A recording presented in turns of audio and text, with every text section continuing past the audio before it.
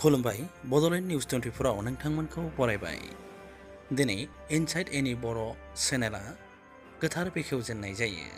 बे बुब्लियावनो जोंनि खौरांगिरिनि सिगाङाव इनसाइड एनि बर' चेनेलनि सुजुगिरि सुक्रजित बसुमतारिया ओरैबायदि बुङो। दिनै इनसाइड एनि बर'आ बेखेवजाबाय। बे बुब्लियाव नोंथाङा सासे सुजुगिरि महरै मा बुंदों?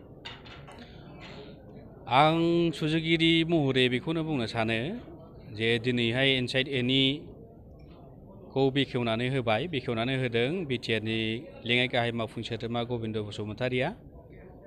इनसाइड एनिखौ बेखेवनानै होबाबो जोंहा गोबां खामानि दङ। बेखेवनानै होनाय बा खुलिनायजों बा चेनेलखौ गायसननायजोंल' खोथा गैया। चेनेलखौ जोङो माबायदियै दैदेनलांगोन, समाजनो जोङो माबायदि मेसेज होलांगोन, बेसो गिदिर बाथ्रा। मानो होनोब्ला समाजखौ दानायाव, समाजखौ सोद्रोम खालामनायाव खौरां बिजोंनि गोनां बिफाव दङ। खौरां बिजोङा समाजनि बायदिसिना गाज्रि मोजां खौरांखौ होनानै समाजाव रायजोफोरखौ सांग्रां खालामो आरो रायजोफ्रा मोजां गाज्रिखौ मिथिनो हायो। खौरां बिजोङा जाहैबाय माने संबिजितनि ब्रैथि फोर्थ पिलार, खुन्थिया बायदि। ओंखायनो संबिजिताव जिहेथु जोंनि खौरां बिजोंनि थाखाय राहा दंखायो, जोंहा बुंनांगौ मोन्थाय दङ, जों फोसावनो हायो बायदिसिना खौरांखौ।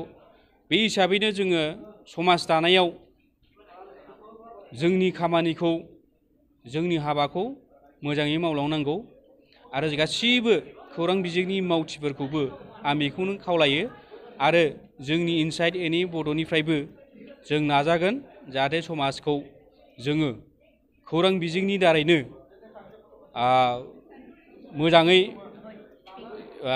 समाज दालांनो हायो। बेनि थाखाय आरो सा सानजा ओनसोलनि गोग्लैसोनानै थानाय नायफिनजायै खायसे रादाबफोरखौ, खायसे खौरांखौ जोङो फोसावनो नाजागोन। मानो होनब्ला खायसे खना खनला जानानै थानाय जेंना एबा जाथायफोरा सोराङाव फैया। गाहाय मिडियाफ्रा बा जायफ्रा गिदिर गिदिर मिडिया हाउसफोर दङ, बिथांमोनहा बेफोरसिम सहैस्लाबा बा बिथांमोनहा नेवसिनानै थानाय बायदि। ओंखायनो बेफोरखौबो जोङो काभार खालामगोन आरो बेफोरखौ होनानै जोङो समाजाव मोनसे सा सानजा ओनसोलाव खौसेथि, सोद्रोम समाज आरो अनलायनायखौ माबायदि दानो हायो, बेनि मेसेजखौ जोङो होलांबाय थागोन। गोजोननाय थाबाय।